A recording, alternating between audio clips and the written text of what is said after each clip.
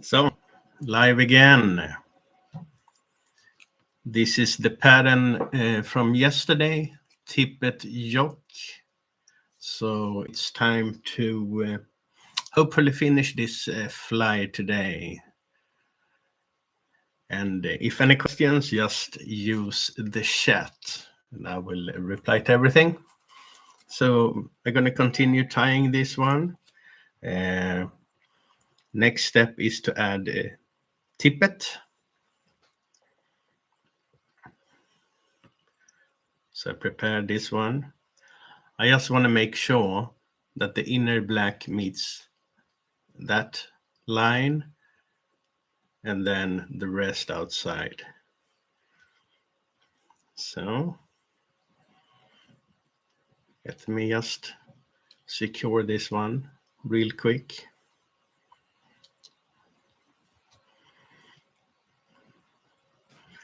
I'm doing the same on my side. Just lining it up.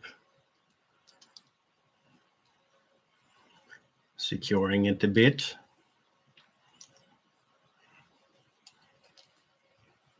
And they don't stay that nice. So that was expected. So let's do some changes.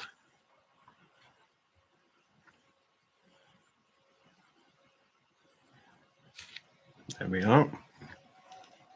Hey David, how are you? Nice to see you again. I hope you had a great day. Oh, Graham as well. Hello, Graham.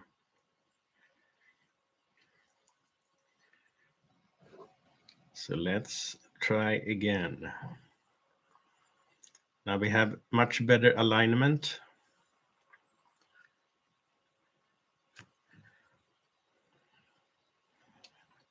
So just gonna secure with a few wraps, waxed thread. And that one is still turning. Okay, bear with me.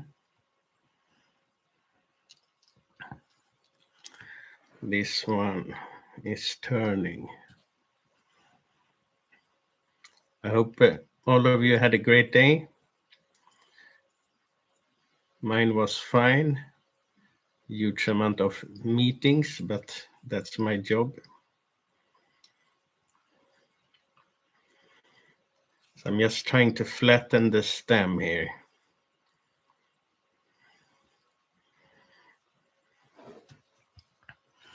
So once again,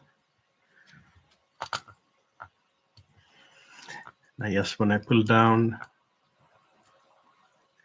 the fibers.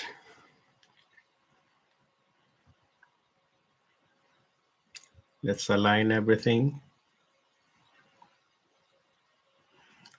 Let's see if that works out.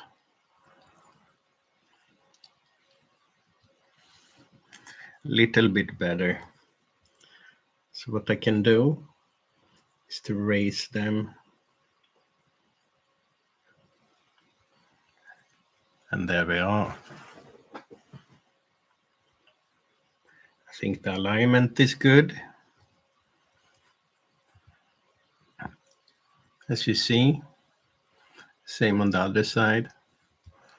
And when I put the wing on, it's going to put some pressure on that one.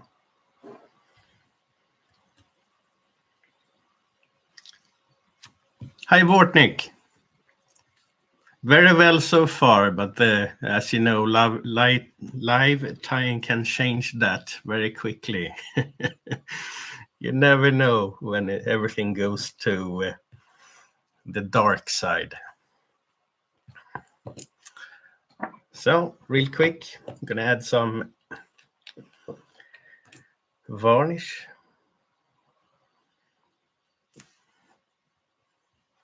Normally, when I'm tying without doing a video, I'll wait a bit for the varnish to dry. But we can't really do that today, yeah? So Little bit there as well. There we go.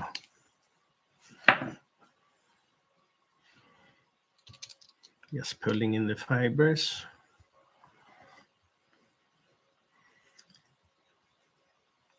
And I'm still satisfied. Good placement. So I'm going to cut the stems off.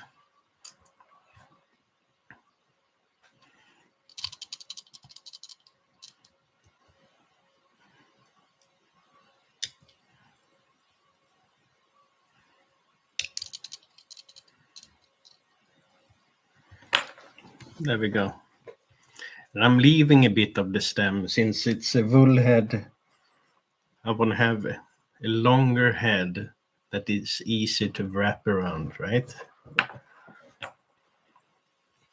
In yesterday's video, I did the wings. Looks like that. So let's align them.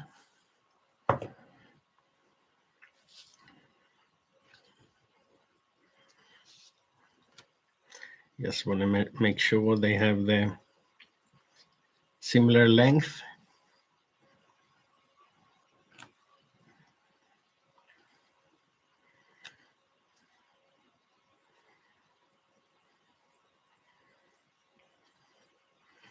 And this is, of course, the moment when everything can go to, the dark side.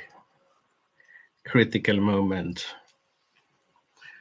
So I always open up so you can put this on top. Whoops. There we go.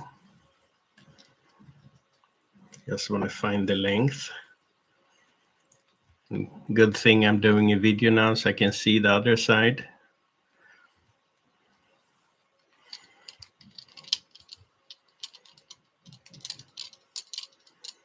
So let's tie it in.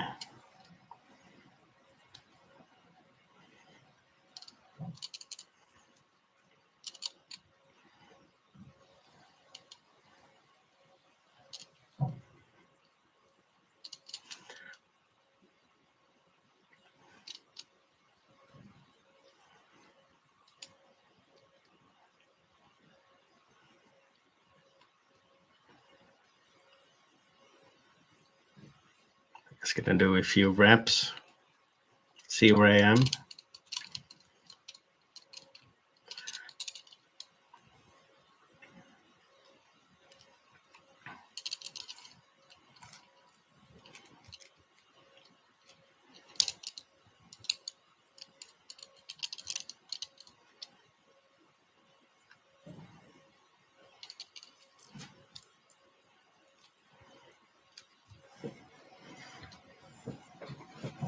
So, little bit to play with.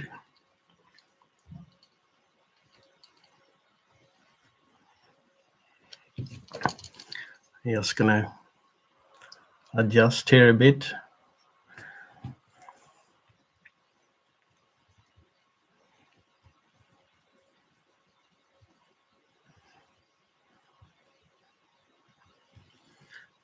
And we're gonna pull down the Yeezy.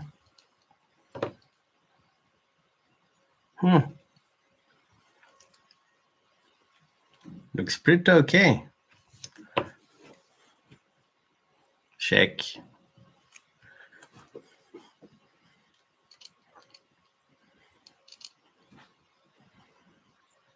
So in this step, what I normally do is to wax the thread and then varnish a little bit. So that's what we're gonna do.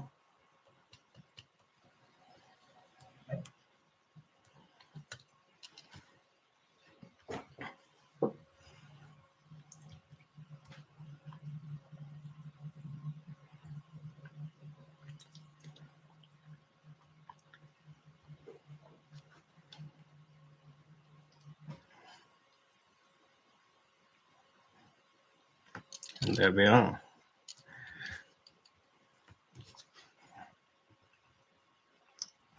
Just having a look at the fibers and where they are, the alignment of everything.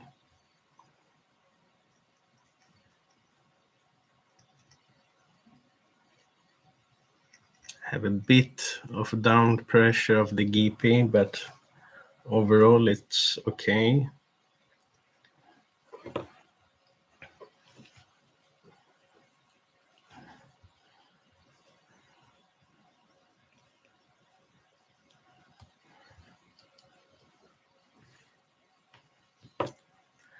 So, varnish.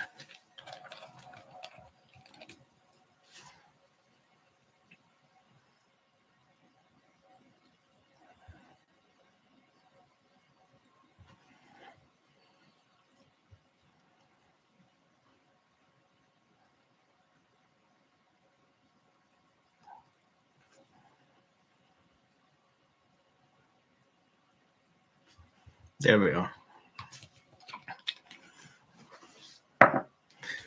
So the next step of this fly is to add mallard.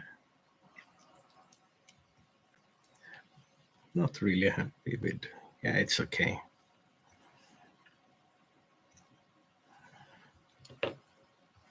Now you can see the yeast as well.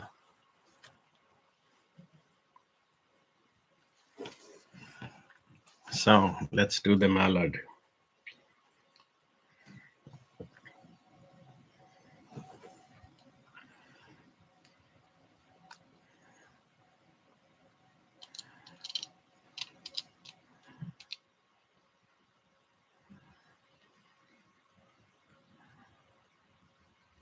I just want the thread to be where I want it to be. Not always simple.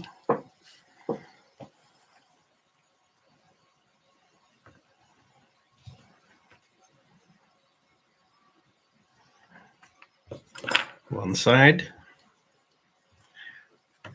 And then the other side. This fly I'm tying for Canadian trout bum. He recently started a podcast on YouTube, on Instagram. He's very big, I would say. So if you like podcasts, check out his account or channel.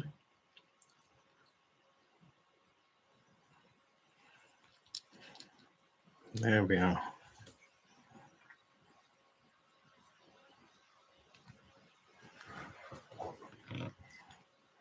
Oh, and the mallard on this side just went down. That's not nice. Let's reset it. And I'm gonna use a wax thread. I want it to sit properly.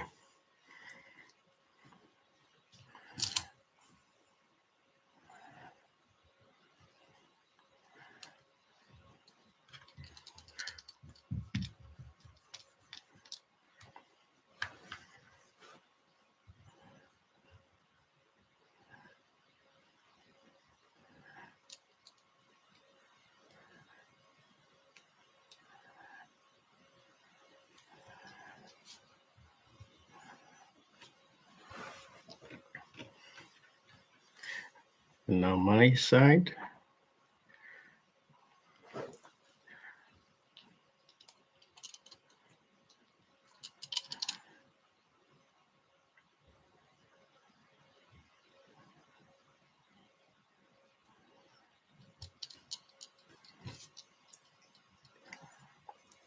And a bit of wet.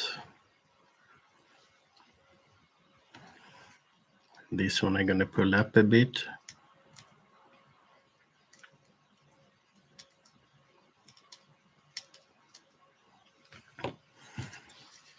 I can try to drag it or pull it.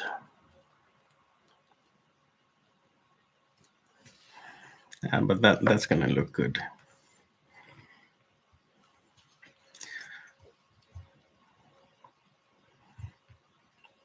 So Next step, easy.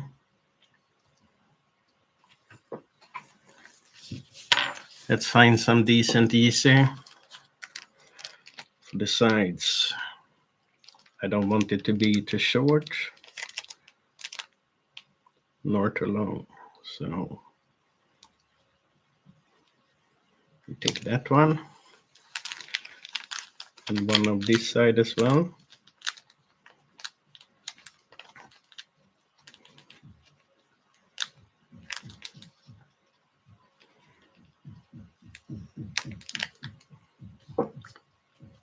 Yeah, looks equal. So let's start with your side. Oh, the pattern. So let me show you. I have a book of huge amount of pattern. No pictures. I love that. I don't like pictures in a pattern book. Yeah, maybe you can see it that well. The Fly Dresser's Guide to Classic Salmon and Sea Trout Flies. It's actually from Barry Growcock. And it's quite thick, a few thousands of patterns. So that's the one I'm using now. And the good thing when there is no picture, then you tie the fly your way. If you have a picture, it's easy to copy the one who tied the fly on the picture.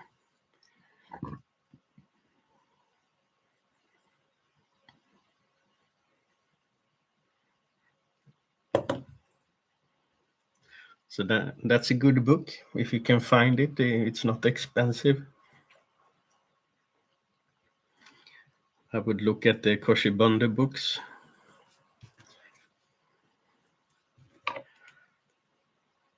So I'm just cutting the part I don't want to add to the fly.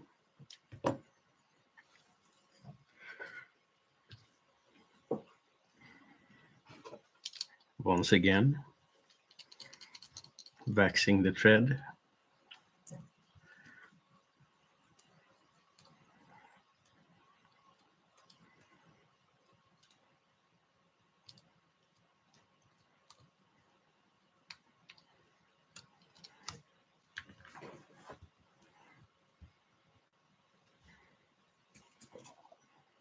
So let's tie in the Yeezy.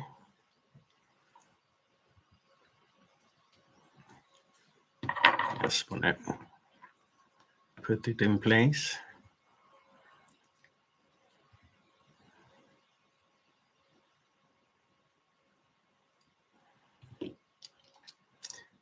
There we go.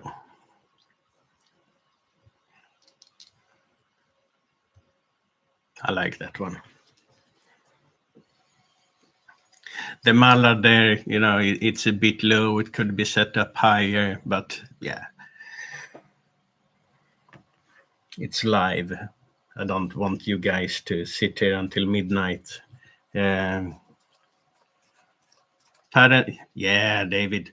I know how it is in the beginning. It's easier just to get the proportions and everything to look at the picture. But as soon as you feel like you know all the proportions and everything, then just stop looking at pictures.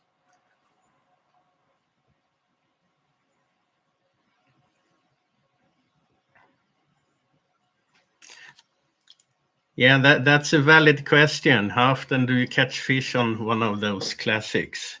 To be fair, I don't fish that often. I have maybe a week or two a year.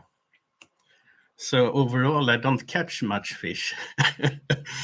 But I have caught fish on classic salmon flies. But what I'm trying to change now, I spend a huge amount of time each year to go to fly tying fairs, meaning I was missing out quality time at the river. I'm going to change that. Fish more, tie flies in the winter. So that's going to change, hopefully.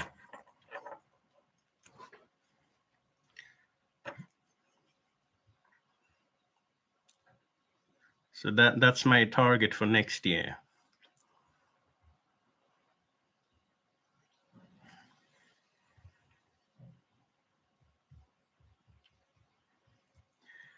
Now it's coming together. So we are actually about to think about the topping. And before the topping goes, I will of course cut everything here. But first, I'm gonna apply a bit more varnish.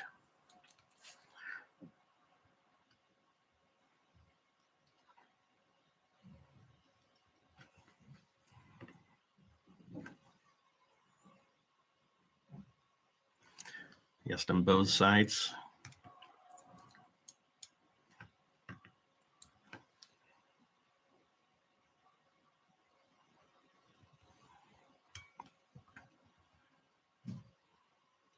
There we go. And let's look at the topping. And I have a few prepared. So I'm just gonna find one that has a good length to it.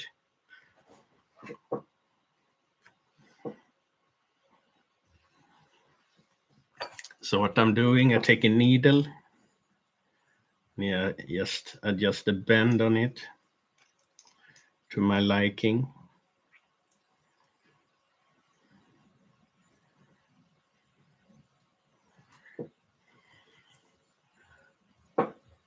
Seems like that one is going to do quite well.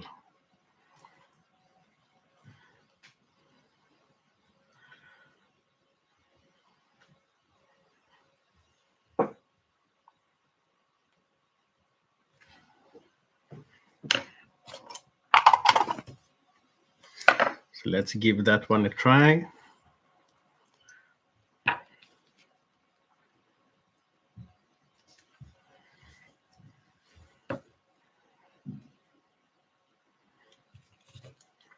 Now always tie it in.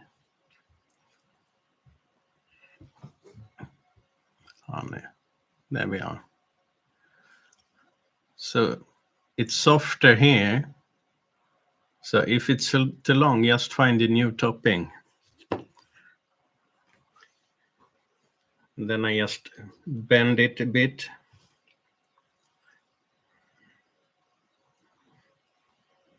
And then it's going to tie in quite decent. I flatten it as well.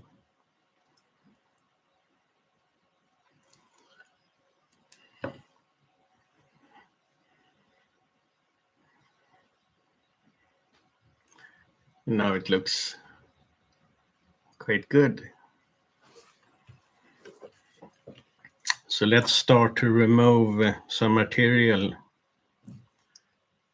I'm going to carefully start to cut it.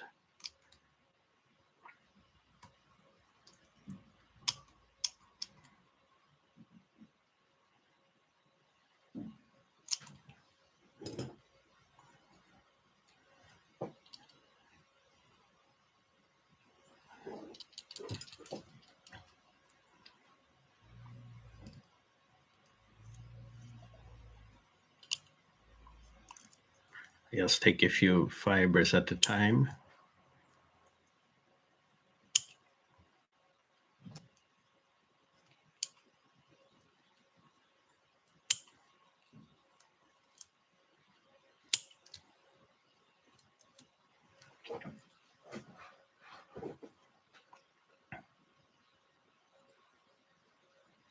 Yeah, small size works really well. It's all depending on the color of the water, the temperature, time of year, all those kind of things. High and low water in the river. The warmer and the lower the water are, the smaller size you go. So I promise you, I got small sizes as well. Let me just show you. I got one of these Farlow's boxes that actually contains quite a lot of flies. So I have from size 8 and upwards. to 80.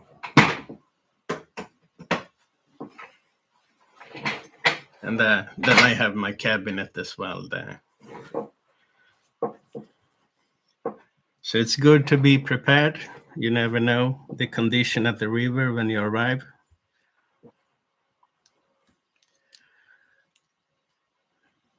And sometimes I just bring material, just like a travel kit. If I'm gonna fish for a week, in worst case, I can just tie something in hand.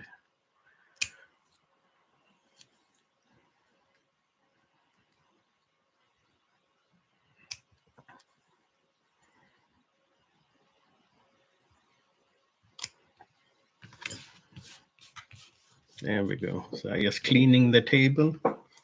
I love to have a clean one. Yeah, it's an amazing box. I think it fits like 300 flies or something. Yeah, I was lucky, David, finding that one on eBay in really good condition. And yeah, I think I paid like 4,000 something for it, Swedish. So you just divide that in 12.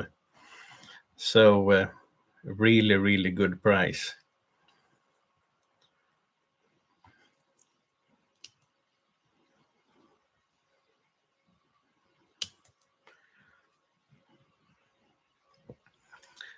And this year, of course, I went to Thailand for 4 weeks. It's hard to catch any salmons there. So next year, I'm gonna stay home.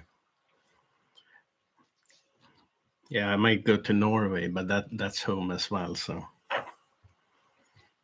doesn't really. It's the same thing.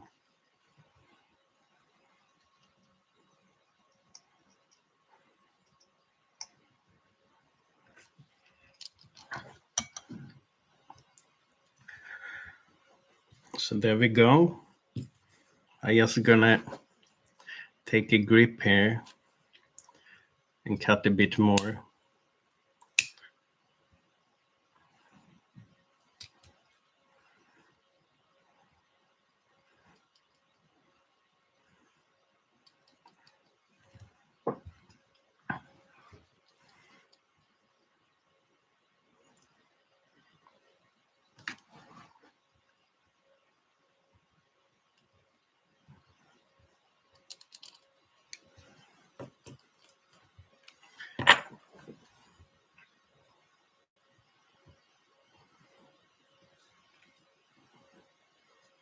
Not really happy with the shape. It's a bit too high, but yeah, it's okay.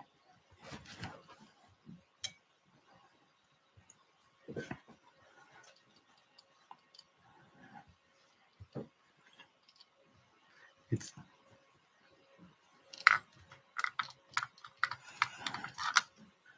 yeah. For the salmon, it's like a fashion show when I get to the river.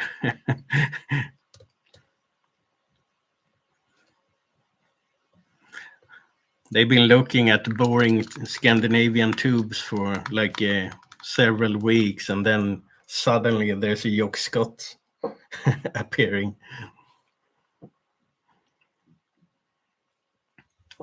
So I just have a look at how it lays. I would say that's okay. So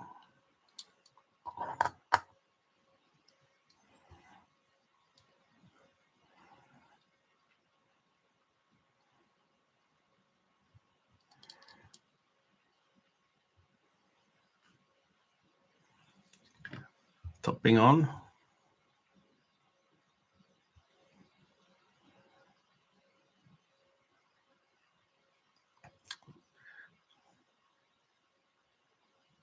Not really pleased with that JC. It's attached wrong. I didn't think of that.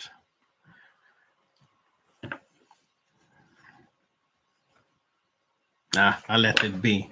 Normally I would remove it, but I can just take it down a notch.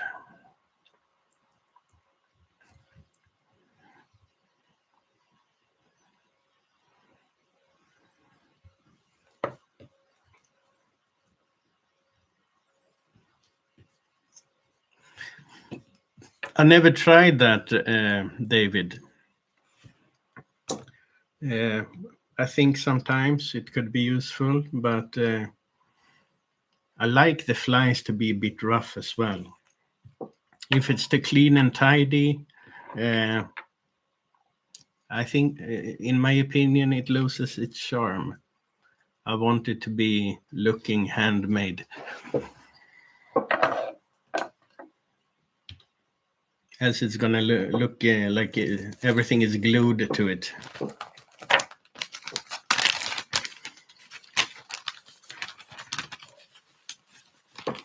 So, Macau. Yes, that's horns. So let me find some decent length.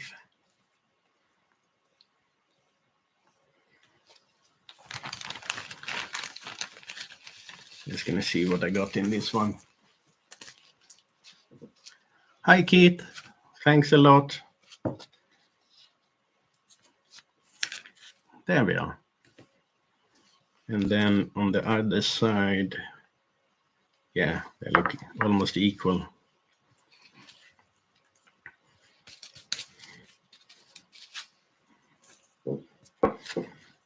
So, one fiber each.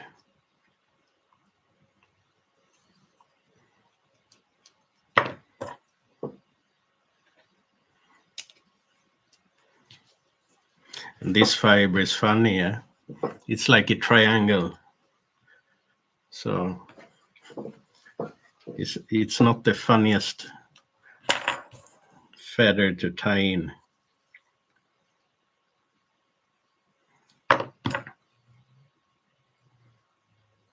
It's same with if you're using real Indian crow, they can be a nightmare to fit. Oh, nice, Keith. Hello from Sweden.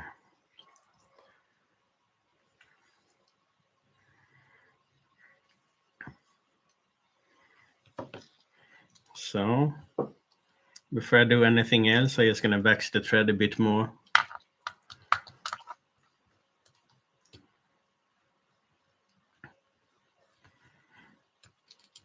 There we are. So what you can do to make it easier to tie in the Macau, since it's like a triangle in shape, you can take out the notch on the yellow side. A bit of cheating.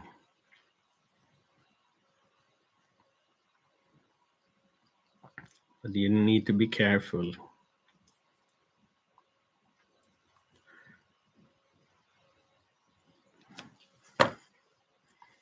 Just a little bit. So there we are. One fiber Macau going on.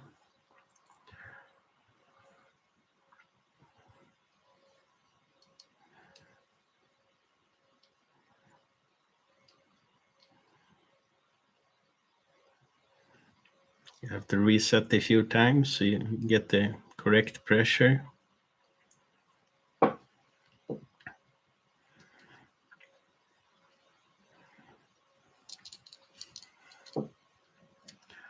There we go. Now we just need to apply that on the other side as well. And I don't cut the Macau on that side yet, since if this one is a bit shorter, I can just pull it in.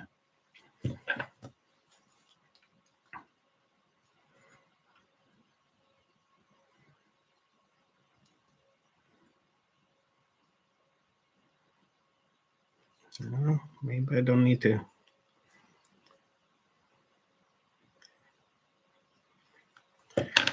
There we go.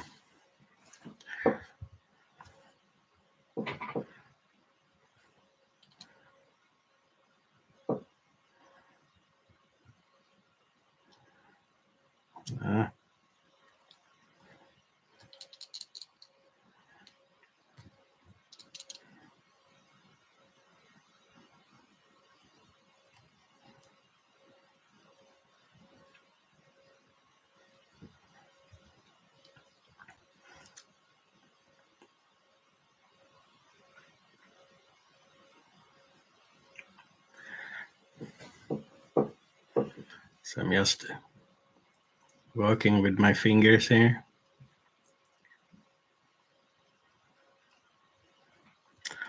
Almost similar.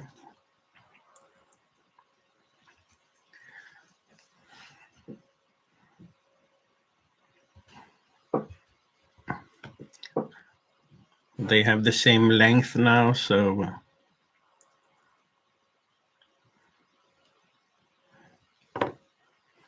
I can tie it in a bit more.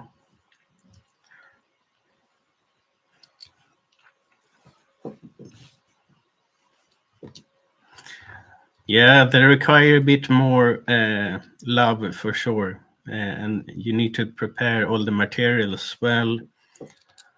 Washing, steaming, drying, all those kind of steps that you don't really need to do with any other material or fly that you tie.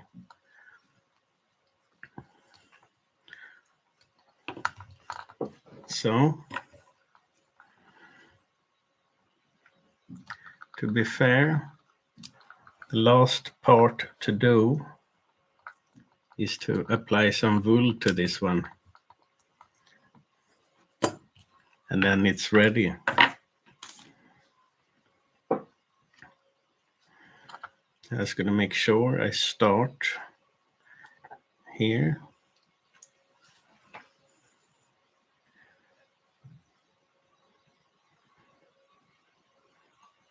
I'm going to take a little at the beginning.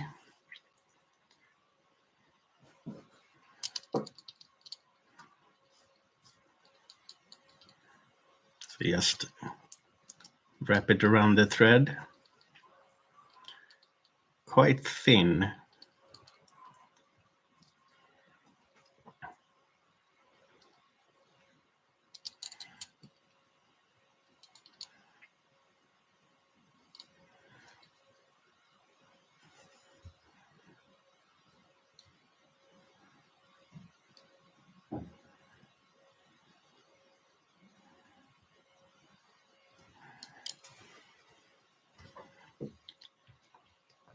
Just add a bit more.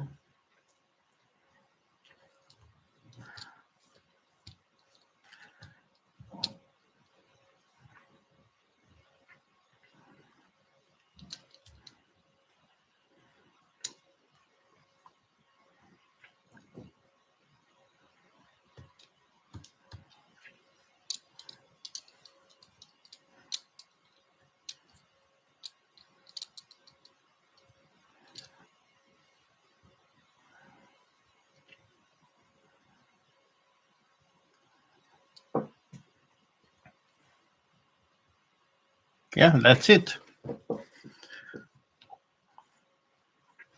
I want it to be visible. It's a wool head. So what I always do, applying a bit of wax.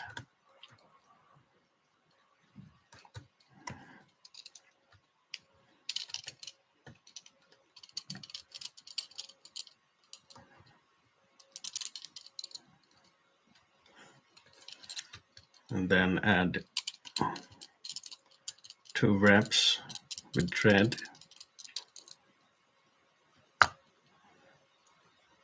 And tighten.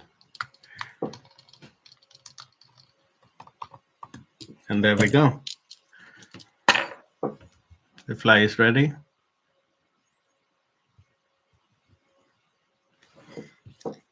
So then it's just a bit of work, align everything accordingly.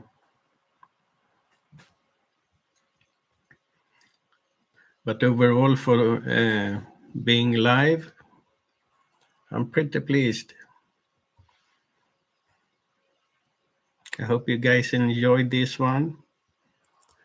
And the video I did yesterday with the start of this one is, of course, available on YouTube as well. That's a good thing with the live ones. You can watch it later. There you go.